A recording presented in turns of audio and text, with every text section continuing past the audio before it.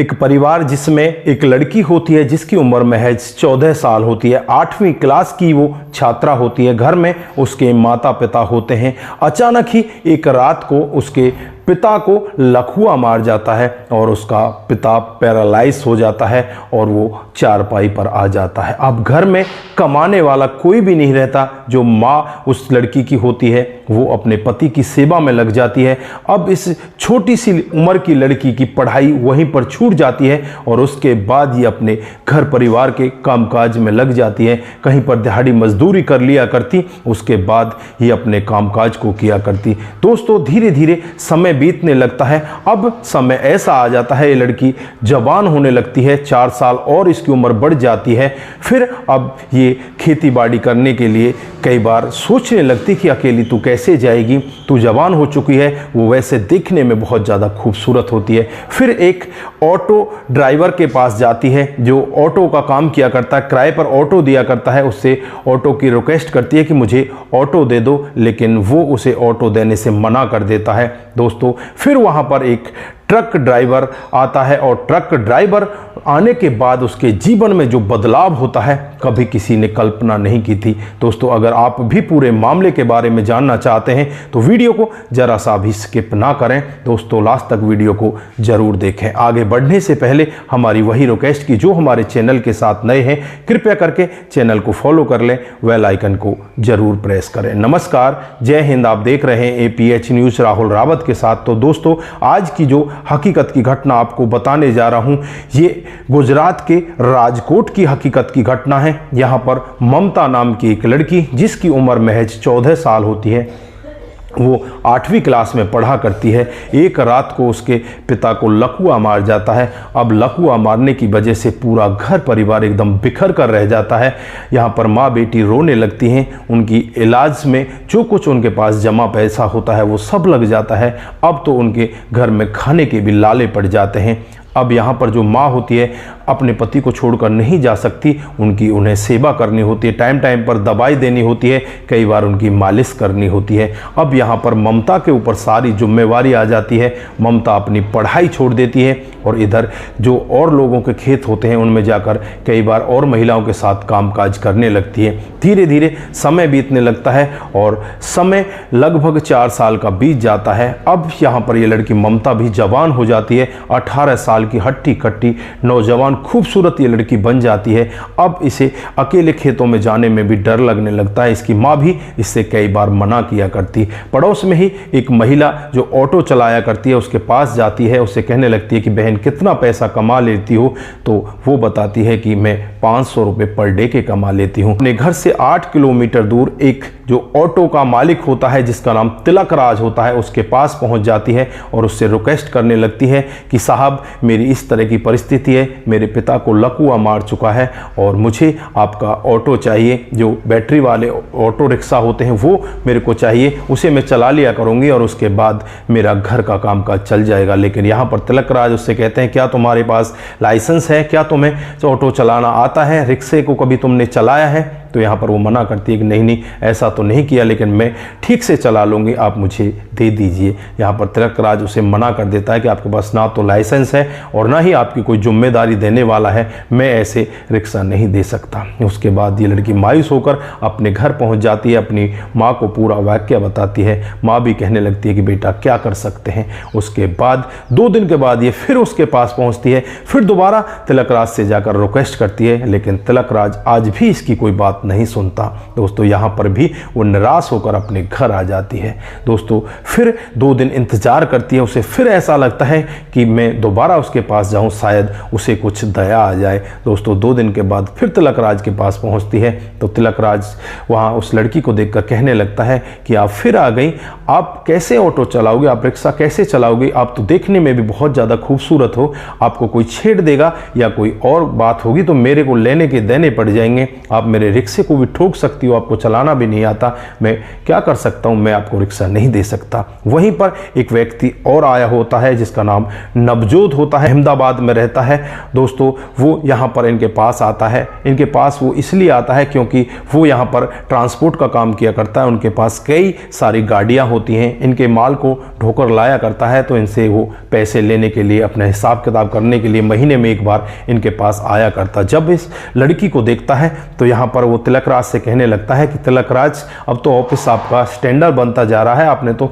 खूबसूरत लड़कियों को भी रख लिया है। तो यहाँ पर तिलकराज कहने लगता है कि नहीं नहीं भाई, ऐसा कुछ नहीं है, ये लड़की यहाँ पर काम मांगने के लिए आती है, इसे ऑटो रिक्शा चाहिए। अब जो तो उससे कहने लगता है कि यार दे दो ना, फिर इसको क्यों परेशान कर रहे हो। तो यहाँ पर वो कहता है कि ना तो इसको चलाना आता, ना इसके पास लाइसेंस है, कुछ भी इसके पास नहीं है, मैं इसको कैसे दूं। तो यहाँ पर नवजोत कहता है कि आप ऐसा करो, इसका लाइसेंस बनवा दो। लाइसेंस तो आप बनवा सकते हो, आपकी तो बहुत सारी जानकारी है, 1 हफ्ते में लाइसेंस बन जाएगा, उसके बाद ये रिक्शा आपका चलाने लगेगी।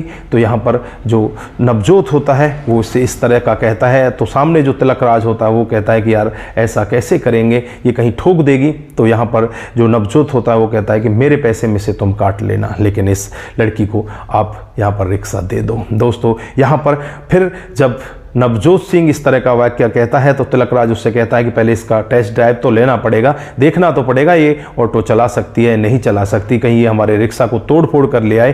तो उसके बाद यहाँ पर तिलकराज उसे एक रिक्शा देता है और पहले उसे खुद बताता है कि इस तरह से इसे चलाना है, फिर उससे चलवाता है कि ये लो इस ग्राउंड में आप चला लो। उसके बाद वो लड़की उस रिक्शे पर बैठती है और जैसे ही बैठती है वो एक्सीलेटर इतनी तेज़ दबाती है वो सीधा जाकर दीवार में लग जाता है। दोस्तों यहाँ पर जो तिलकराज होता है कहने लगता है कि आपने देखा कि मैं सही कह रहा था कि ये किसी को ठोक देगी, इसने देखो अभी ठोक दिया, इसका क्या हुआ, ये तो हमारा ही नुकसान हुआ। तो यहाँ पर जो नवजोत होता है वो कहता है कि हमने भी तो ऐसे ही सीखा था, हमने भी तो पहले नुकसान किया था, सीख जाएगी कोई बात नहीं। तो यहाँ पर जो तिलकराज होता है वो कहने लगता है कि हमने अपना खुद का नुकसान किया था, ये तो हमारा नुकसान कर रही है। अब यहाँ पर नवजोत उस लड़की से कहने लगता है कि तुम इस तरह से इसमें बैठो, मैं तुम्हें सिखाता हूँ। पहले 2-3 चक्कर उसे खुद सिखाता है, उसके बाद उससे चलवाता है। वो धीरे धीरे कुछ ना कुछ सीखना स्टार्ट कर देती है। अब वो लगभग काफ़ी हद तक सीख चुकी होती है। अब यहाँ पर जो नवजोत होता है वो जाने लगता है और जो लड़की होती है ममता नवजोत की तरफ देखने लगती है कि इसी ने मेरी मदद की है। तो फिर यहाँ पर ममता उससे कहने लगती है कि आप प्लीज़ थोड़ी सी मदद और मेरी कर दीजिए, कल और आकर आप मुझे सिखा दीजिए, मेरे लिए बहुत बेहतर होगा, मैं फिर इस रिक्शे को चलाने लगूंगी। उसके बाद जो यहाँ पर नवजोत होता है वो तिलकराज के ही घर रुक जाता है और वहीं रहकर अगले दिन ममता का इंतज़ार करता है। जैसे ही ममता आती है ममता को फिर से वो बैठकर उस ऑटो को सिखाने लगता है। दोस्तों धीरे धीरे वो आपस में एक दूसरे के साथ इस तरह से बातचीत करते हैं, इस तरह से वो उसे सिखाता है, उसके लिए वो बहुत ही बेहतर होता है। और अब यहाँ से नवजोत चला जाता है। दोस्तों अब यहाँ पर जो तिलकराज होता है इसे रिक्शा दे देता है और रिक्शा ये बहुत अच्छे से चलाने लगती है। 1 महीने के बाद वापस फिर नवजोत यहाँ पर आता है तो यहाँ पर तिलकराज से पूछने लगता है कि वो लड़की कैसा रिक्शा चला रही है, वो ठीक ठाक भी है। तो यहाँ पर वो कहता है कि वो लड़की तो पिछले 10 दिन से आई ही नहीं है, उसके तो पिता का देहांत हो चुका है। दोस्तों यहाँ पर नवजोत को बहुत बुरा लगता है। वो कहता है कि तुमने बहुत गलत किया, मुझे बताया क्यों नहीं, हम लोगों को वहाँ पर जाना चाहिए था। यहाँ पर तिलकराज कहता है कि मैं तो वहाँ पर चला गया था लेकिन आज आपके साथ दोबारा चलता हूँ। उस लड़की का रवैया बहुत अच्छा है, उसने आज तक मेरे रिक्शे में 10 पैसे का कोई खर्चा नहीं करवाया, वो बहुत ही अच्छे से मेरे रिक्शे को संभाल कर रखती है। लेकिन और जो लोग हैं वो तो बस 300 रुपये मुझे देते हैं तो उसमें से 50 या 100 रुपये का मेरा मेंटेनेंस लग ही जाता है। तो दोस्तों यहाँ पर तिलकराज नवजोत दोनों को दोनों उस लड़की के घर पहुँच जाते हैं। वहाँ पर माँ बेटी दोनों बैठी होती हैं, दोनों वहाँ पर रो रही होती हैं। माँ और बेटी जब इस तरह से इन लोगों को देखती हैं तो वहाँ पर दहाड़े मार कर रोने लगती हैं। ये दोनों उनको सांत्वना देते हैं, सांत्वना देते हुए कहने लगते हैं कि जो हो चुका उसको अब आप भूल जाइए, आगे अपने काम को करिए। क्या पिताजी का क्रियाक्रम आप लोगों ने कर दिया? तो यहाँ पर माँ बेटी दोनों कहने लगती हैं कि कैसे करें, जब पैसा होगा तभी तो करेंगे, हमारे पास पास तो कोई पैसा नहीं है। नवजोत अपने जेब से 20,000 रुपये निकालता है और उस लड़की के और उसकी माँ के हाथ में थमा देता है और कहने लगता है कि आप लोग ये लो पैसे और अपने पिता के क्रियाक्रम को करो और जल्द से फिर से आप ड्यूटी ज्वाइन करो। दोस्तों यहाँ पर जो लड़की होती है वो दहाड़े मार कर फिर से रोने लगती है और कहने लगती है कि आपका बहुत बहुत धन्यवाद, मैं जल्द ही आपके पैसे लौटा दूंगी। नवजोत यहाँ पर कहता है कि इतनी जल्दी नहीं है, जब आपसे हो जाए तब आप दे देना, वरना इतनी जल्दी कोई भी नहीं है। दोस्तों उसके बाद वो लड़की अपने पिता के क्रियाक्रम को करती है और क्रियाक्रम करने के बाद फिर से वो ऑटो चलाने के लिए वहीं पर पहुंच जाती है। ऑटो रिक्शा चलाया करती, धीरे धीरे कामकाज बीतने लगता है। 1-1.5 महीने के बाद दोबारा नवजोत वहाँ पर पहुँचता है तो यहाँ पर जो तिलकराज होता है उसे 10,000 रुपये देता और कहता है कि उस लड़की ने आपके 10,000 रुपये दे दिए और कहा है कि उनको बोल देना कि बाकी पैसे भी जल्द ही हम लौटा देंगे। तो यहाँ पर वो कहता है कि इतनी क्या जल्दी थी, आराम से दे देती, उसे इतना क्या जल्दी पड़ रहा था, मैं थोड़ी मांग रहा था उससे। तो यहाँ पर उसके बाद नवजोत तिलकराज से पूछता है कि अब कहाँ है वो लड़की, आज आएगी नहीं क्या? तो वो कहता है कि अभी थोड़ी देर में आने वाली होगी, वो रिक्शा जमा करके यहाँ से जाएगी। दोस्तों उसके बाद तिलकराज और यहाँ पर जो नवजोत होता है दोनों बैठकर इंतज़ार करने लगते हैं और यहाँ पर जो नवजोत होता है तिलकराज से बातचीत करने लगता है। उससे कहता है कि यार ये लड़की कैसी है, क्या मैं इससे शादी कर सकता हूँ? नवजोत की बात सुनकर तिलकराज एकदम से हैरान हो जाता है कि आप तो इतने पैसे वाले के बेटे हो, आपके पास तो कई सारी गाड़ियाँ हैं, आप तो एक ट्रांसपोर्ट के मालिक हो और ये एक लड़की इस तरह की है, क्या आपके घर वाले इसे अपनाएंगे? तो यहाँ पर वो कहता है कि मेरे पिताजी ने मेरे से कहा है कि आपको जो भी लड़की पसंद आ जाए उससे आप शादी कर लेना, हम सब उस सब के लिए तैयार हो जाएंगे। तो दोस्तों यहाँ पर वो बहुत ही ज़्यादा खुश होता है। अब वो दोनों लोग उस लड़की से बात तो नहीं कर पाते। फिर जब वो लड़की अपने घर पहुंच जाती है तो दोनों लोग उस लड़की के घर पहुंच जाते हैं। दोस्तों वहां जाकर जब उसकी माँ से बातचीत की जाती है कि क्या आप अपनी लड़की की शादी करना चाहते हो, तो वो कहते हैं कि हाँ भैया करना तो चाहते हैं, लेकिन हमारे पास अभी ना तो पैसे हैं और ना ही हमें कोई लड़का ढूंढने वाला हमारे पास है, जैसे ही कोई समय आएगा तो हम कर देंगे।